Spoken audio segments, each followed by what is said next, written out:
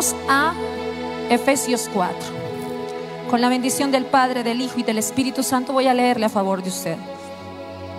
Dice: yo pues, preso en el Señor, os ruego que andéis como es digno de la vocación con que fuisteis llamados, con toda humildad y mansedumbre, soportándonos los unos con los otros en paciencia y en amor, solícitos en guardar la unidad del Espíritu y el vínculo de la paz, un cuerpo y un espíritu, como fuisteis también llamados en una misma esperanza de vuestra vocación, un Señor, una fe, un bautismo, un Dios y Padre de todos, el cual es sobre todos y por todos y en todos.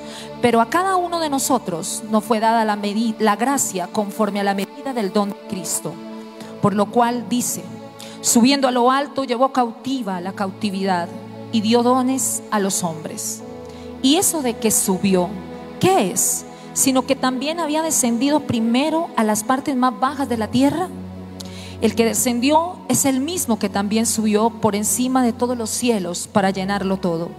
Y él mismo constituyó a unos apóstoles, a otros profetas, a otros evangelistas y a otros pastores y maestros, a fin de perfeccionar a los santos para la obra del ministerio, para la edificación del cuerpo de Cristo, hasta que todos lleguemos a unidad de la fe y del conocimiento del Hijo de Dios, a un varón perfecto, a la medida de la estatura de la plenitud de Cristo, para que ya no seamos niños fluctuantes, llevados por doquiera de todo viento de doctrina, por estratagema de hombres que para engañar emplean con astucia las artimañas del error, sino que siguiendo la verdad en amor, crezcamos en todo en aquel que es la cabeza, esto es, Cristo, de quien todo el cuerpo, bien concertado y unido entre sí, por todas las coyunturas que se ayudan mutuamente, según la actividad propia de cada miembro, recibe su crecimiento para ir edificándose en amor. ¿Cuántos dicen amén? Imagínense esa carta que le escribió Pablo a los Efesios, a este pueblo, y él les estaba dando un consejo, así como nos lo está dando en esta noche a nosotros. Amén. Para que usted pueda adentrarse, es la iglesia de Éfesos, y Pablo era el apóstol de esta iglesia, y él empieza a escribirles. Y en esta noche nosotros podemos ver que aunque esta escritura por muchos años ya haya sido escrita, tiene tan clara la vigencia en nuestros días, que el Señor siempre que nos vaya a corregir algo, lo va a hacer a través de su palabra. Amén. Por eso yo siempre le he dicho al pueblo: la palabra es como el jabón es al cuerpo, la palabra es el jabón al espíritu de cada uno de nosotros. Amén. Y en estos días yo estaba un tanto preocupada por muchas cosas. Preocupada no, quizás, ¿cómo lo llamaría? Inquieta. Como que cuando algo a ti quizás te llena de tristeza o algo así, tú empiezas a preguntarle al Señor y a decirle: Señor, dame la estrategia. Yo quiero decirle que como pastores nosotros todos los días tenemos que preguntarle muchas cosas a Él para que nos dé la estrategia y la sabiduría para poder pastorear. Como le dije, si no es por el Espíritu no estaríamos aquí. Y en estos días veía todo lo que pasa en la humanidad. Me causó mucha conmoción que se estaba celebrando el Día Internacional de la Influencia de la Mujer, ¿sí? Y hay una mujer aquí en Colombia, yo compartí el post, que es una gran científica, una mujer ya de edad, yo creo que tiene como 70 y algo de años, y aún sigue laborando y está a cargo de varios procesos de investigación tremenda. Y la comparaban porque en el post de lo que es las Naciones Unidas para celebrar la influencia de la mujer, colocaron a una persona, Britney, bueno, es muy conocido, pero en realidad no es mujer, es un hombre que se cree mujer, ¿no? Entonces le decimos mujer transgénero, ¿verdad? Y esa era la imagen de la ONU para celebrar el Día de la Influencia de la Mujer. Y entonces usted como mujer queda, o sea, me representa. Y vemos con esto, yo quiero decirle, no le voy a hablar de eso, pero le quiero decir que realmente uno dice, wow, a veces la gente pretende que todo lo que se opone a los principios, no le hablo a la religión, le hablo a los principios, es normal. Cuando vemos que el mundo está cada día en más decadencia de los valores. Hace pocos días, impresionante, no sé si ustedes vieron la noticia, yo también, cosas que usted se queda aterrada, donde el papá de la señora se declaró homosexual, pero su pareja era el esposo de la señora, y la señora concibió un hijo para que ellos dos lo adopten. ¿Me entendió? No creo que tenga que explicárselo, pero me entendió, ¿verdad? O sea, no tratemos de hacer esto. Yo no voy, porque nosotros, para que usted me entienda, toda persona que tiene un problema de identidad es igual que una persona que tiene un problema con la adicción, es igual que nosotros cuando teníamos problema con la mentira, porque para Dios el pecado nunca es estratificado. Para Dios es igual el que miente como el que mata. Alguien dice, no, es que el uno es piadoso y el otro es terrible. No, Dios no estratifica el pecado. No voy contra eso, voy porque nosotros amamos la restauración de las vidas de las personas. Quiero dejarlo muy claro. Y creemos que para todos hay una oportunidad y que Dios no desecha a nadie. A todos nosotros el Señor nos sacó un día de una oscuridad. A todos nosotros el Señor algún día nos sacó del pecado, ¿verdad? Y todavía luchamos con no ser tentados por el pecado. Pero entonces a lo que voy es que aquí donde usted ve que cada día se aprueban leyes de los gobiernos, de las naciones en contra de los valores. Yo que tengo un hijo, uno se pregunta, Dios santo, ¿y qué le va a tocar vivir a nuestros hijos más adelante? ¿Cierto? Y los que no han tenido peor. Todavía falta un recorrido. Pero entonces usted dice, ay no, ¿qué pasó? Muchos preguntan qué pasó en Estados Unidos, muchos preguntan qué pasó en nuestro, mire lo que están haciendo, mire todo lo que están aprobando, Pero este es el momento donde la iglesia tiene la maravillosa oportunidad de notarse en medio de la oscuridad. Porque la palabra dice que donde sobreabunda el mal, va a sobreabundar por encima del mal la gracia del Señor. Pero hay una iglesia que está dormida, hay una iglesia que está entretenida, y hay una iglesia que se ha dejado engañar por el enemigo y con todas las estrategias del enemigo. Y yo oraba y yo le decía, Señor, ¿por qué nosotros no hemos podido ser la influencia que realmente fue la iglesia primitiva? En este tiempo en la iglesia tenemos a hombres de Dios, apóstoles, que solamente predicaban y en un momento se convertían 5,000, 3,000. Es hacer. Aquí a duras penas nosotros tratamos de consolidar 30, 40 personas al mes, y eso toca, vea, llamada, encuentro, preencuentro, reencuentro, un encuentro con un querubín, con un ángel, con un serafín. No, mejor dicho, bajarlo, que se encuentre con el demonio y luego súbalo. O sea, no sabemos ni cómo, ¿verdad?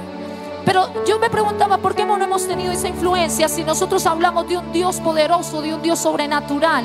Y de pronto usted que está por primera vez aquí escuchando dice, no, esa prédica es como para los antiguos. No, yo quiero decirte que tú, desde que naciste del vientre de tu madre, tienes un propósito en el Señor. Ninguno de nosotros venimos a esta tierra por error, ninguno de nosotros venimos por casualidad. Y sobre todo te quiero decir algo, según Isaías 45, aunque tú y yo no conociéramos al Señor, porque para conocerlo hay que tener un encuentro con Él, pero aunque tú y yo no lo conociéramos, el Señor ya nos conocía. Desde que el embrión se unió con el óvulo, el Señor dice que cada uno de tus huesos fueron formados en lo oculto, y que en lo más recóndito del vientre de tu madre dice que Él tenía un propósito y tiene un propósito contigo. Ahora, ¿cuál es el asunto? Que tú y nosotros tenemos todos tenemos que aprender, conocer, saber, ¿cuál es mi propósito en esta tierra? Esto yo sé que usted lo ha escuchado predicar, pero déjeme que lo quiero hacer por cada persona que nos visita hoy. Necesitamos conocer. Alguien me dice, no, es que yo en esta tierra vine a ser un gran empresario, un hombre, un profesional, un esposo, una persona influyente. No, eso no tiene que ver. Sí, eso es un proceso de lo que vienes a hacer en esta tierra, pero hay un objetivo final, que aunque aunque el mundo no lo quiere reconocer. Es el objetivo final y lo dice la palabra. ¿Cuál es el propósito final? Que tú y yo volvamos al Padre, aquel que nos creó. Que tú y yo vayamos a los brazos del Padre, que cuando ya Él decida poner fin a esta tierra, porque la Escritura muy claramente lo dice, ¿cierto? Bueno, no me meto en la escatología, pero tengo que decírselo. Y el Señor lo que quiere es que tú entiendas que tú, lo más importante que tú vas a hacer en la vida es que esta vida te sirva para conocer cómo regresar a papá. Qué triste que esta vida solo te sirva para ser empleado, para ser un gran empresario. Pero imagínate que tú, siendo una persona influyente de esta sociedad, el día que te mueras te pierdas. Y por decisión propia, porque la Escritura a mí me dice que yo tengo libre albedrío, por decisión propia te vas a la oscuridad y no regresaste al seno de papá. Entonces, si tú estás por primera vez, esta palabra también es para ti. Porque todos tenemos un propósito personal, pero también tenemos un propósito eterno. Amén.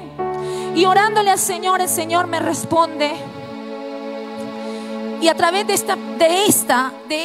esta palabra de Efesios 4, el Señor me enfatiza en algo.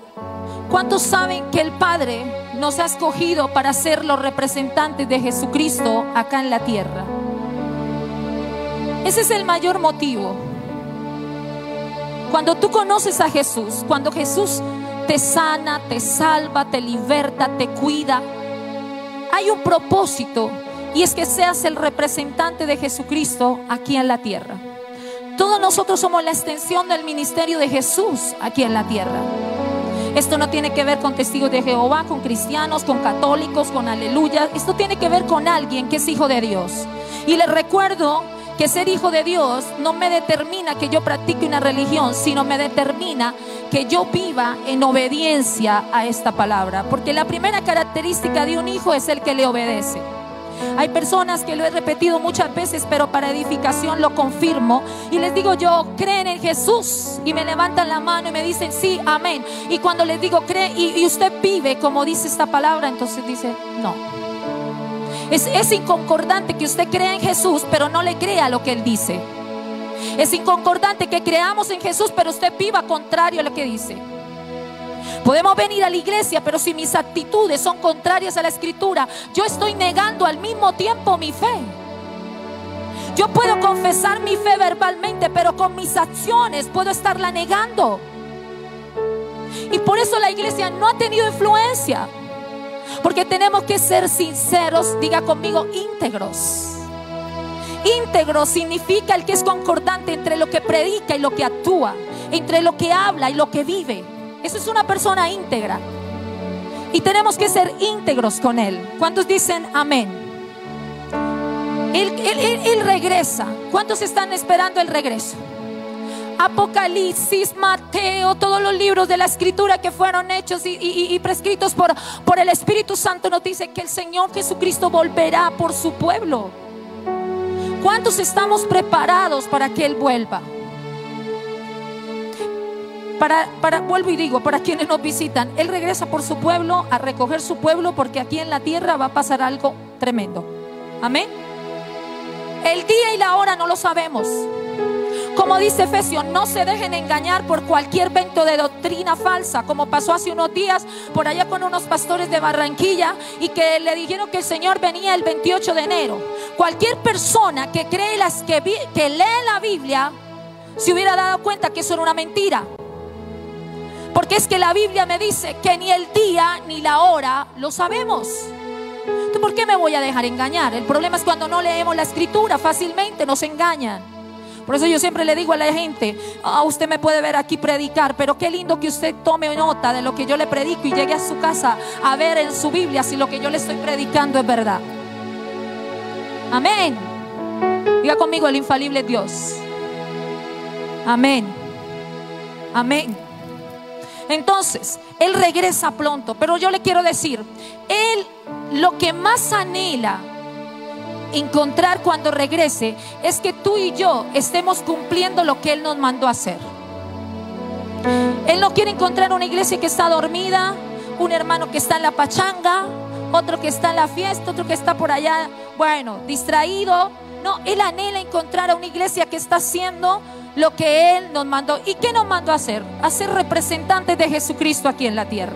Pero escúcheme, ser representante de Jesucristo va mucho más allá de ponerse esta Biblia debajo del brazo y andar por las calles diciendo que usted es evangélico o que es cristiano. El problema es que la iglesia no ha entendido qué es ser representante de Jesucristo. A la luz de esta verdad, Pablo le quiere decir a la iglesia en la carta de Éfesos. Más, yo quiero decirle que Pablo los desafía a que comprendan la responsabilidad que tenemos de que un día nos hablaron de Jesucristo y que por causa de eso cambiamos, y muchas de nuestras cosas en nuestra vida mejoraron, cambiaron. Su matrimonio fue transformado, sus finanzas fueron transformadas, la desesperación que usted tenía en su corazón salió y lo dejó libre. Cuando el Señor hizo algo por ti, Él está esperando que tú hagas algo por Él, y es ser representante de Él aquí en la tierra. Pero Pablo nos dice: nadie va a poder hacer lo que no comprende. Nadie va a poder materializar lo que no entiende. Y por eso la iglesia lo ha hecho mal. Porque nosotros hemos entendido que ser representantes de Jesucristo es decirle a alguien: usted se va a ir para el infierno y yo soy santo porque yo voy a la iglesia, pero usted se va para el infierno. Eso no tiene nada que ver con ser representantes de Jesucristo. Él nos desafía, Pablo, en esta carta, a que nosotros entendamos y comprendamos este llamado. Porque este llamado para usted y para mí, diga conmigo, es un privilegio. Ay, qué aburrido estar en una iglesia. No, yo quiero decirle que es un privilegio. Es un privilegio porque usted tiene al Espíritu Santo. Tiene lo más importante: el Padre, el Hijo y el Espíritu Santo. ¿Qué sirve tener posesiones si no tiene al Padre, al Hijo y al Espíritu Santo en su vida? La Escritura me dice que he puesto los ojos en lo que no perece, porque eso es lo más valioso que yo pueda tener. Amén. Entonces, Pablo inicia en Efesios 4:1 diciendo: yo pues, preso en el Señor, os ruego que andéis como es digno de la vocación con que fuisteis llamados. Hasta ahí. Diga conmigo: como representante de Jesucristo yo tengo una vocación. Ok, yo le voy a definir un poco qué significa vocación, y se lo voy a leer. Me va a perdonar, yo le hago su explicación, pero se lo voy a leer tal como aparece en el diccionario bíblico. La vocación es la inclinación que una persona siente para dedicarse a un modo de vida, y puede estar relacionada tanto con su profesión, trabajo, carrera, o con la vida espiritual. La palabra como tal proviene del latín vocatio o vocations, que significa acción de llamar. La vocación también viene para suplir una necesidad. ¿Hasta ahí vamos bien? Voy leyéndole. Tranquilo que lo voy a explicar, pero voy leyéndole. De allí que, con base en todo lo anteriormente mencionado, o sea que la vocación es un llamado para dedicarse a un modo de vida. La vocación apunta hacia algo que queremos hacer o que queremos lograr como individuos en la vida. Amén. Así que cuando encontramos nuestra vocación, logramos entender mejor quiénes somos, qué queremos, hacia dónde vamos y para qué somos útiles. Se lo voy a volver a repetir. Cuando encontramos nuestra vocación, logramos entender mejor quiénes somos, qué queremos, hacia dónde vamos y para qué somos útiles. Yo quisiera hacerle esta pregunta a usted en esta noche. ¿Usted sabe quién es? ¿Usted sabe qué quiere en la vida? ¿Sabemos hacia dónde vamos? ¿Sabe usted hacia dónde va? Es más, ¿sabe usted para qué es útil? Alguien que entiende el llamado, porque la vocación es un llamado para dedicarse a un modo de vida, va a poder responder estas preguntas. Y Pablo, en la carta de Efesios, le estaba diciendo a una iglesia, porque le estaba predicando a una iglesia, le estaba diciendo: oiga, espérense tantico. Ustedes predican. Oiga, estoy hablando de una iglesia. Ustedes alaban, se congregan, hacen obras buenas porque ayudan al necesitado, pero todavía no saben cuál es la vocación de ser llamados propiedad de Cristo. Y Pablo le dice, ¿cuál es la vocación? Entonces, entendimos que vocación, para resumirlo, vocación es el llamado para dedicarme a un modo de vida. Y cuando yo hablo de la vocación que Dios me hizo, pues el llamado que Dios me hizo, ¿verdad? Para dedicarme a un modo de vida. Hay un antónimo de vocación y es aversión. Aversión. ¿Y qué significa aversión? Es sentimiento de rechazo o repugnancia hacia una persona o hacia un llamado. Entonces escúchenme aquí. Cuando Dios te hace un llamado y tú no lo quieres aceptar, eso no sería vocación, sino ¿qué? Aversión. ¿Ok? ¿La entendimos? Es que lo quiero centrar y ubicar un poquito. Entonces mire, Pablo nos define cuál es la vocación de cada persona que dice yo creo en Jesús. No de cada persona que está por aquí hace 5 años, que dice que es cristiana, que es evangélica, que es católica, que es... No estoy hablando de religión y perdóneme que la nombre, pero tengo que hacerlo. O sea, Pablo dice, ¿cuál es la vocación del que cree en Jesús? ¿Cuántos creen en Jesús? Amén. Entonces dice, ¿cuál es la vocación? Y mire, le dice en el versículo 2. Con toda humildad y mansedumbre, soportándonos con paciencia los unos a los otros en amor, solícitos en guardar la unidad del Espíritu y el vínculo de la paz. Pablo le está diciendo a la iglesia de Éfesos, si ustedes entienden el llamado de Cristo, las características de ese Cristo se le tienen que notar en la vida de aquel que dice que cree en Jesús. Y Pablo ve que la iglesia de Éfesos no lo estaba haciendo, por eso el Señor a través de eso viene a recordárselo. Y le dice, mire, la vocación de un creyente, recordando que es un llamado para dedicarse a un modo de vida, volvemos y lo cogemos. Entonces le dice, la vocación de un creyente es que con humildad, mansedumbre, paciencia y amor se soporten los unos con los otros. ¿Cuánta gente hay dentro de las iglesias, y esto sí es para los antiguos, que dicen yo soy profeta, yo soy maestro, yo soy pastor, yo soy salmista, yo soy líder, yo soy aquí, yo soy líder de tal ministerio, y si yo no estoy el ministerio no funciona, y si yo no hago el ministerio no avanza? ¿Cuántos dicen eso? Pero al mismo tiempo no soportan al hermano con humildad, con mansedumbre, con amor. Puede decir usted que es creyente, pero no tiene la vocación de un creyente. Y cuando yo no tengo la vocación de un creyente, estoy negando aquel privilegio que Dios me hizo. 4 palabritas, repita conmigo: humilde, paciente, gentil, comprensivo y pacificador. 5. Es que las últimas 3 definen amor. Vuelvo y se lo repito, diga conmigo: humilde, gentil, paciente, comprensivo y pacificador. ¿Qué es humilde?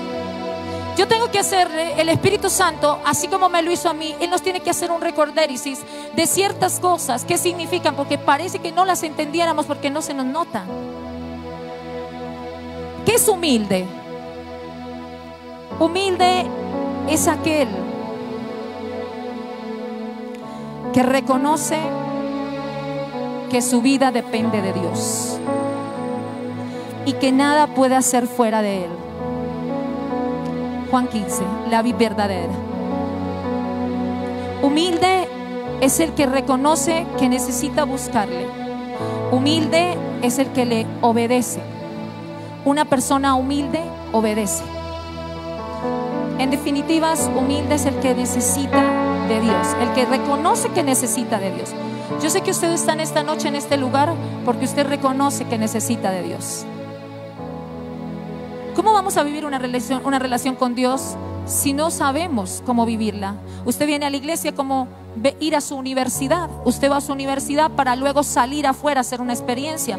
Pero le digo que la universidad no le hizo la experiencia, le tocó afuera salir a practicar lo que aprendió en una universidad, ¿verdad? Entonces usted viene a la iglesia igual. A usted no lo salva la iglesia.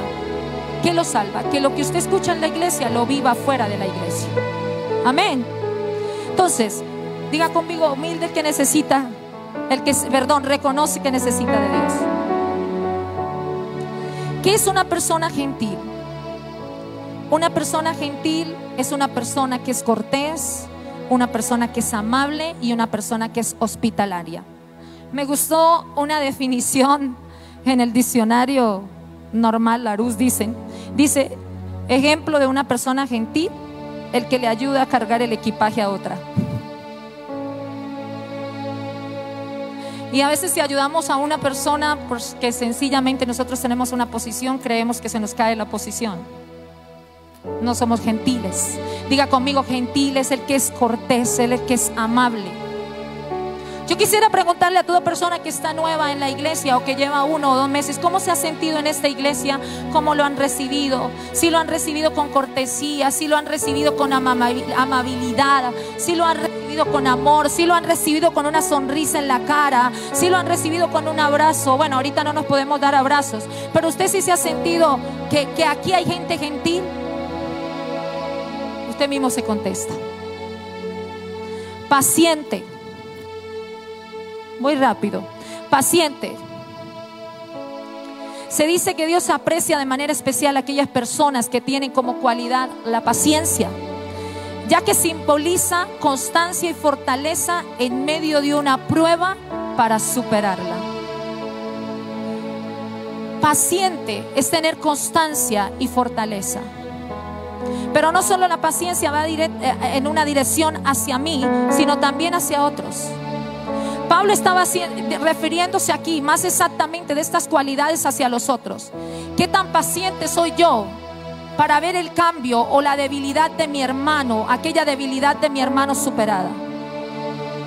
Yo creo que una persona cuando murmura de la debilidad de su hermano, del error de su hermano, es porque es una persona que no es paciente. Yo debo tener paciencia. ¿Por qué? Porque es que Pablo aquí me está diciendo esto, la vocación del creyente son estas características, pero en relación al otro, no en relación a nosotros. Yo todavía escucho gente que si encuentra alguno de ustedes en la calle y dice no me saludaron. No somos gentiles, no somos humildes.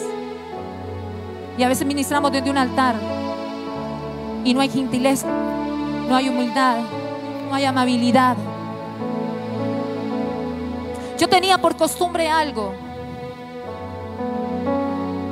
antes de la pandemia. Cuando estaban organizábamos las sillas en las 2 salas. Siempre aprendí que el ministerio de Jesucristo, una vez hice un estudio sobre esto, y uno siempre supo que Jesucristo vino a ser profeta, rey y sacerdote. Entonces yo encasillaba que el ministerio de Jesucristo era ser profeta, rey y sacerdote. Pero el primer ministerio de Jesucristo fue dado el darse a los demás. Por eso Jesucristo se salía del templo, por eso Jesucristo iba por las casas, por eso Jesucristo estaba predicándole a las prostitutas, estaba en todo lado estaba Jesucristo, porque Él estaba dándose a los demás. Toda persona que dice tener un ministerio, ese ministerio no tiene la relevancia en el reino de los cielos si no es dado a los demás. Y una de las cosas que yo hacía, porque aprendí después de eso, era que cuando estaban las 2 salas yo me iba, algunos se daban cuenta, yo me venía saludando a todo el mundo. Yo le enseñaba a los chicos de la alabanza, no pasen ustedes como si tuvieran una alfombra roja por ahí, por el medio del salón. No, y no saludaban a ningún hermano.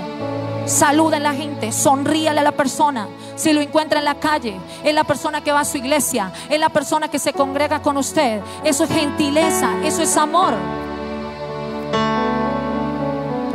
Pacificador. Diga conmigo, pacificador. Es una característica de mi vocación. A usted le puede parecer básica esta prédica, pero tranquilo que lo voy a llevar a algo. Y si es básica, yo lo decía en el ayuno, dije algo, le voy a hacer un paréntesis. En el ayuno dije, el problema de la iglesia es que se sabe todos los versículos para enseñarle a otros, pero los versículos para enseñarse a usted mismo no se los sabe de memoria. Usted se sabe Juan 3:17, usted se sabe Romanos, usted dice: de tal manera Dios amó al mundo que ha dado su único hijo para aquel que en él crea no se pierda, mas tenga vida eterna. Y va y se lo predica a otra persona y lo enseña, porque somos muy buenos para enseñar, pero cuando se trata que el Espíritu Santo nos enseña a nosotros, no nos sabemos la Biblia, se nos olvida. ¿Cuántos se saben de memoria esto? Efesios 4:1, 4:2, 3. Qué bueno que usted como tarea se lo aprenda. Efesios 4:2, 3. Con toda humildad y mansedumbre, soportándonos con paciencia los unos con los otros en amor, solícitos en guardar la unidad del Espíritu y el vínculo de la paz. Esta es la vocación con que el Señor me llamó. Antes de ser profeta, antes de ser salmista, antes de ser pastor, maestro, evangelista, líder, antes de ser empresario, antes de ser cualquier cosa que le ha dado una posición aquí en la tierra, el Señor nos mandó a tener una vocación, a amarnos los unos con los otros, pero con mansedumbre, con paciencia, con bondad, con amor. Y por eso la iglesia no ha tenido influencia. He tenido que escuchar gente que me dice: me voy de la iglesia porque me trataron mal. Ay, sí, fui yo. No, un hermanito y tal cosa, y no me saludó. Y uno dice: ay, no, pero tan delicado. Pero es que ese es el estado. Efesios 4 lo dice. Cuando nosotros llegamos al Señor somos niños. Y usted que ya lleva tiempo, usted ya de maduro y entiende esta palabra. Entonces, el pastor que Díaz predicaba y dijo: toda persona conflictiva es enemiga de Dios. Y alguien posteó esa frase en el Facebook y le empezaron a escribir cantidad de cosas como si no tuviéramos derecho a la libre expresión, y le decían mentiras. Todos somos hijos de Dios y Dios no es enemigo de nadie. Y yo le digo: pues ¿cómo que no? Porque la Biblia dice que el que se constituye, que es amigo del mundo, se constituye enemigo de Dios. A mí me puede decir la persona: es que Dios es amor, es que Dios no sé qué. No, Dios también es fuego consumidor. Ay, es que Dios ama al pecador, pero no ama el pecado que ese pecador practica. A veces nos choca cuando nos dicen murmuración, contienda, disensión, fornicación, adulterio, borracheras. Gálatas 5, 19, 20. ¿Cierto? Hechicerías, disensiones. Nos choca, no nos gusta. Y dicen: ay, tan religiosos, cualquiera comete esto. Pero qué pena, la Escritura dice que el que comete esas cosas no hereda del reino de los cielos, porque nada tiene que ver con el Señor. Así nos parezcan frases de cajón. Y el pastor decía: los enemigos, porque la Biblia lo dice, Santiago 4 lo dice muy claramente. Entonces, aquí nos habla de los pacificadores. ¿Quiénes son los pacificadores? Los pacificadores, dice Mateo 5:9, los pacificadores serán llamados hijos de Dios. ¿Quiénes? Los contenciosos, los que en todo lado van formando problemas, los que las huellas que los siguen son la discordia, la disensión, el pleito, la insujeción, la rebeldía. No. Dice: los pacificadores serán llamados hijos de Dios. Mateo 5:9. Y esto no tiene que ver con exhortación, porque el Señor también exhorta. Un pacificador es el que restablece la paz donde quiera que vaya. Si usted llega a un hogar, que usted sea un pacificador. Si usted llega a una empresa, que usted sea un pacificador. Si usted llega a una iglesia, que usted sea un pacificador. Entonces, aquí Pablo nos está diciendo: hay una vocación para aquel creyente, y en estas palabras. Pero mire lo que dice en Efesios 3, dice: solícitos en guardar la unidad del Espíritu y el vínculo de la paz. ¿De dónde viene la humildad, la gentileza, la paciencia, la comprensión y la paz? ¿De dónde viene según Efesios?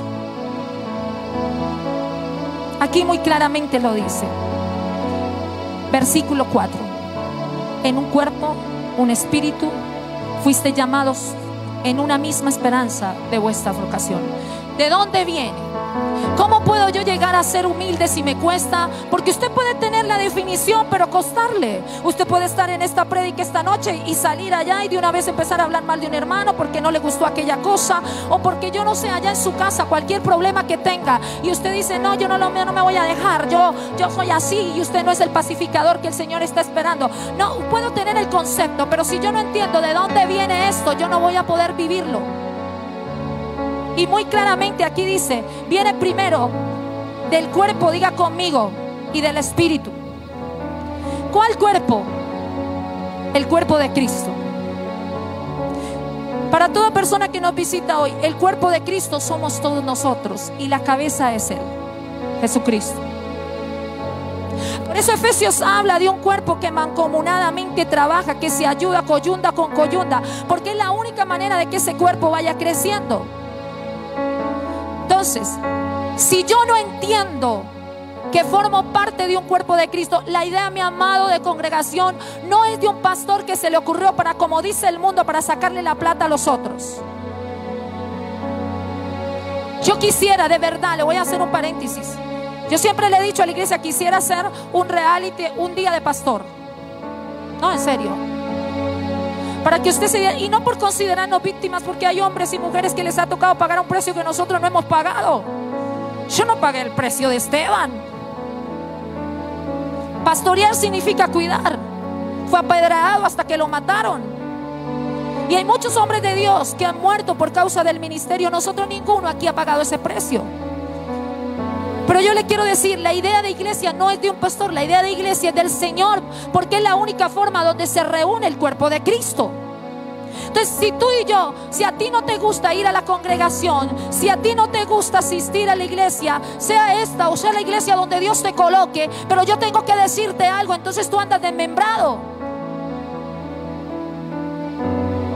Porque en la humildad, y por eso no aprendemos qué es humildad, porque no entendemos que somos parte del cuerpo de Cristo. La humildad, la paciencia, la gentileza, la paz, el amor solo pueden venir por el cuerpo de Cristo. ¿Sabe por qué? Porque cuando a usted no le gusta lo que hace su hermano, cuando a usted le incomoda el carácter de su hermano, cuando a usted le incomoda la llamada de atención, cuando a usted le incomoda todo eso, ¿sabe qué está haciendo el Señor? Mire, lo está puliendo pieza con pieza para que usted pueda ser humilde. Usted no va a aprender a ser humilde entre humildes. Usted aprende a ser humildes entre las personas que no son humildes. Usted aprende a ser pacificador donde hay contienda. Usted tiene que empezar a ser pacificador. Por eso el Señor lo trajo en el cuerpo de Cristo, porque es la única forma de que usted desarrolle humildad, de que usted desarrolle mansedumbre, de que usted desarrolle amor. ¿Sabe qué está haciendo el Señor con esa persona que a usted no le cae bien allá en la empresa? ¿Sabe qué está haciendo el Señor con esa persona que no le cae bien aquí en la iglesia? Es más, le voy a decir, ¿sabe qué está haciendo el Señor con su pastor y su pastora? Le está enseñando a usted, cuando a usted no le gusta lo que su pastor o su pastora le dice, lo que su jefe le dice, lo que su papá le dice en la casa, lo que sus familiares le dicen, cuando hay ese roce así, el Señor le está enseñando y lo está puliendo a que tenga más humildad. No hay otra forma de ser humilde, de ser pacífico. No hay otra forma. Por eso aquí dice Pablo dice, eso solo viene del cuerpo. Primero diga conmigo, del cuerpo, que es el cuerpo de Cristo, y del Espíritu. ¿Quién es el que nos lleva a toda verdad? Cuando usted tiene ese roce así, yo le decía a alguien, tú no me puedes decir que tienes el Espíritu Santo, pero te cae mal un hermano de la iglesia. Mentiroso.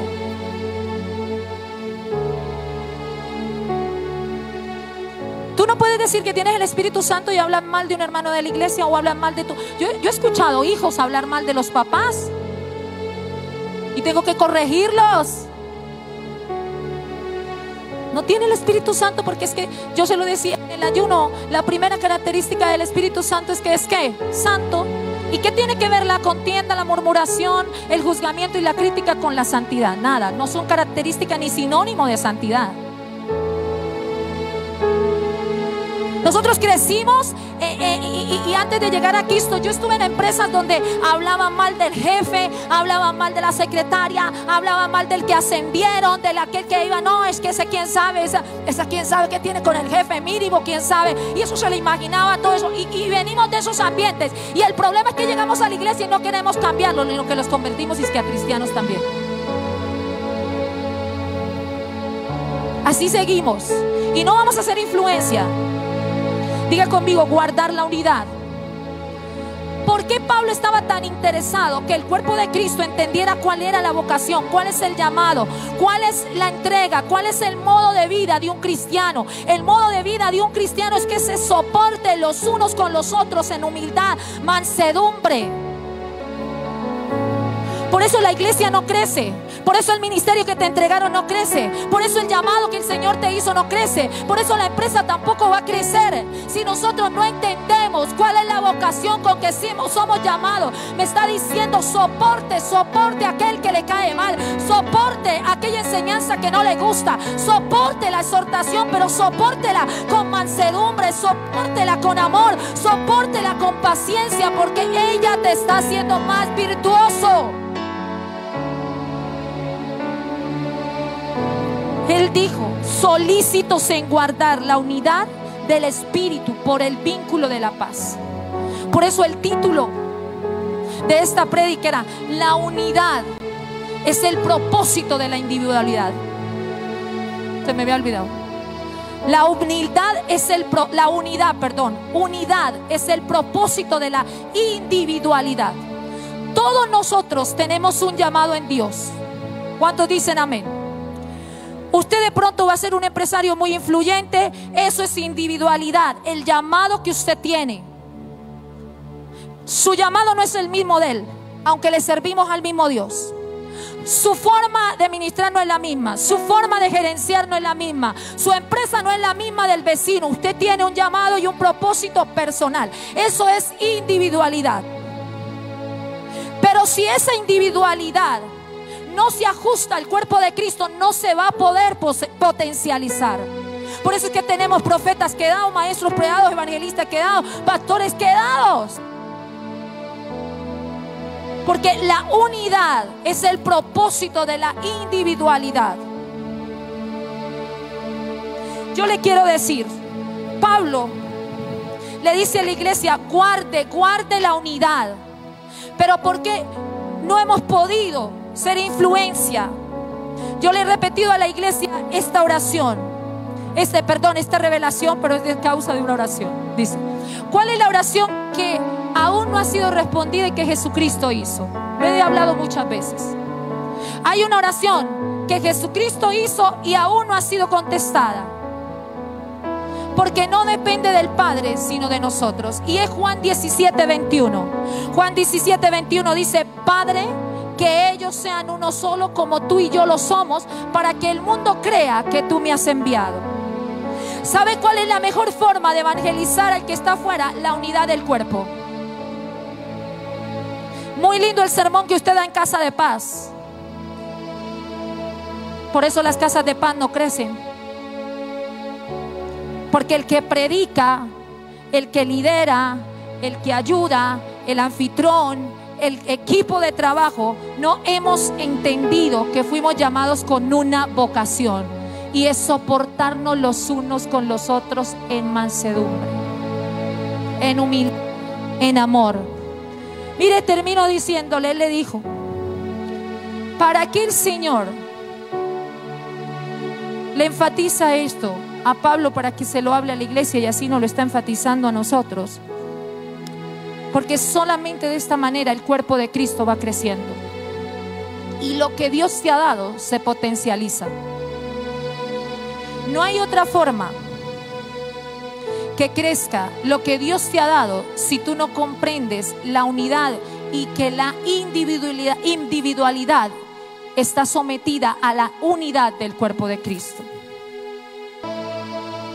Dios nos ha llamado a todos. Así usted esté por primera vez aquí, Dios nos ha llamado a que nosotros realmente mostremos a Jesucristo. ¿Usted le ha mostrado a Jesucristo a aquella persona que ha traído a la iglesia? Esa persona que usted ha traído a los pies de Cristo, o que ha invitado, ¿puede ver en usted a Jesús?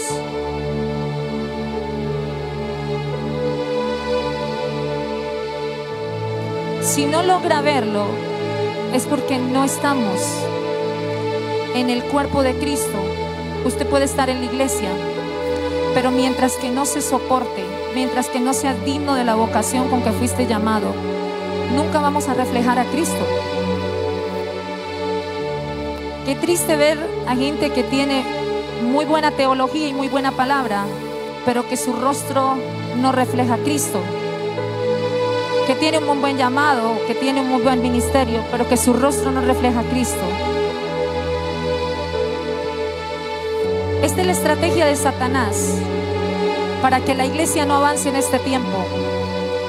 Y es distraer la iglesia, las familias, las empresas, las instituciones con la disensión, con la contienda, con la desunidad. Todos los días nosotros trabajamos aquí con un seminario que se llama Libres para Amar. Y nos llega cantidad de matrimonios, no de la congregación, la mayoría son de afuera. Y eso es lo que Satanás hace. Por ahí hay un dicho que dice: divide y reinarás. Y eso es lo que hace el enemigo. Dividir los hogares, dividir las empresas, dividir las familias y dividir las iglesias. Cuando nosotros entendamos la vocación, esto no va a pasar. Cuando usted entienda su verdadera vocación, cuando usted recoja las huellas que dejó, yo quiero que en esta noche usted se pueda